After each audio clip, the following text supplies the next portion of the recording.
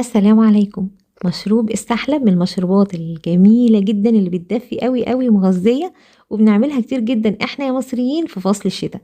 ما تيجي نعمل كده بودرة السحلب في البيت. هنجيب نص كوباية من كريم شانتيه الخام، نص كوباية من الحليب البودرة، نص كوباية من السكر البودرة، نص كوباية من جوز الهند، ونص كوباية من النشا، وربع كوباية من السمسم، وربع كوباية من السوداني المحمر المطحون ناعم. اخدتهم كده وقلبت المكونات دي بس، وكمان هكتبها لكم تحت الفيديو. كده بودرة السحلب بقت جاهزة معانا. ازاي بقى نعمل مشروب السحلب؟ هنعمله بطريقة سهلة جدا. هنجيب كوباية كده من الحليب، وهنحط 3 معالق كبار من بودرة السحلب. وانا ليه حاطة كتير كده؟ لان الكوباية بتاعتي كبيرة شوية، لكن لو مج الشاي العادي بتاعكم سعة 200 ملي، حطوا بس معلقتين كبار. وعلى البوتاجاز كده من فوق، وهنقلب لحد ما القوام يتقل معانا والبكبكة كده نشوفها. كده خلاص يبقى استوى معانا.